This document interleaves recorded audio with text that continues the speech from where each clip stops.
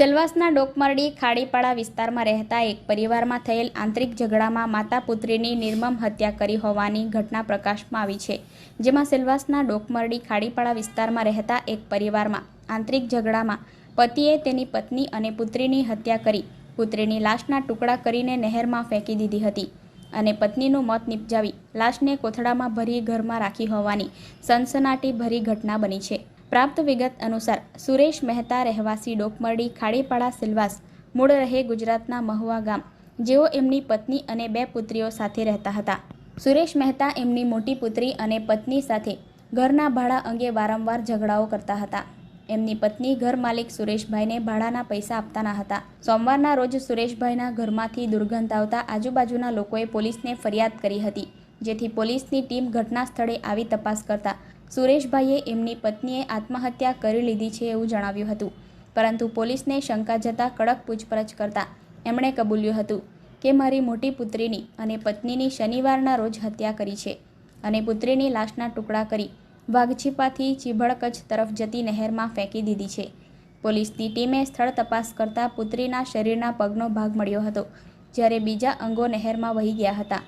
पोलीसे पुत्रीना पगनो भाग कब्जे लीधो हतो अने बादमां घरमां वधु तपास करता सुरेशभाईनी पत्नीनी लाश कोथळामां बांधेली हालतमां मळी आवी हती। पोलीसे लाशनो कब्जो लई पोस्टमोर्टम माटे सिलवास खाते सिविल होस्पिટલમાં લઈ જવામાં આવી છે અને આરોપી સુરેશભાઈની ધરપકડ કરી હતી। મળતી માહિતી મુજબ સુરેશભાઈની નાની પુત્રી માનસિક રીતે દિવ્યાંગ છે। સિલવાસ પોલીસે હાલ ગુનો નોંધી વધુ તપાસ હાથ ધરી છે। कल हमारे पास एक कॉल आई थी डोकमाड़ी जो कि सिलवासा थाने के जुरिस्डिक्शन में है, वहाँ से कि जो कॉलर है उसकी वाइफ की डेथ हो गई है। खुद नहीं जो है वाइफ ने उससे हथौड़े से सर में चोट लग गई, उससे डेथ हो गई। जब हम लोग मौके पे पहुँचे, हमारी टीम मौके पे पहुँची तो थोड़ा डाउट हमें लगा और जब उससे सस्टेन्ड इंट्रोगेशन की तो पता चला कि उसने खुद नहीं जो है वो अपनी वाइफ को एक झगड़ा हुआ उसके दौरान उसकी हत्या कर दी। ये जो आदमी है ये योगेश मेहता है, 52 साल का, जो कि वहीं डोकमाड़ी का ही रहने वाला है। इसका खुद का ही घर था ये, और इसकी वाइफ थी 43 इयर्स उसकी एज है रेशमी, उसकी डेथ जो है वो हो गई और इसने जो है वो हथौड़े से उसको मार दिया था। घर में इसकी बड़ी बेटी थी, उसने भी इस चीज़ की जो है वो तस्दीक करी, उसने भी बताया कि हाँ मेरे सामने ही झगड़ा हुआ था। बट इसकी छोटी बेटी मिसिंग थी और जब हमने इससे पूछा कि वो कहाँ है कुछ है तो उसने बताया कि मिसिंग है इनिशियली।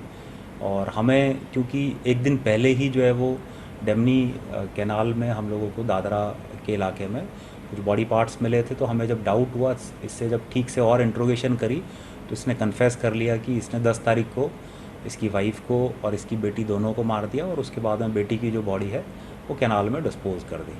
तो इस तरह से जो है वो हमारी टीम क्योंकि एक दिन पहले से इस पर काम कर रही थी, जब सारा डाउट हुआ अच्छे से एक एक चीज़ को जो है वो क्लूज़ को जोड़ा और सारी जो चेन है वो जुड़ने के बाद में ये एस्टेब्लिश हो गया कि ये दोनों मर्डर जो हैं वो इसी ने करे हैं।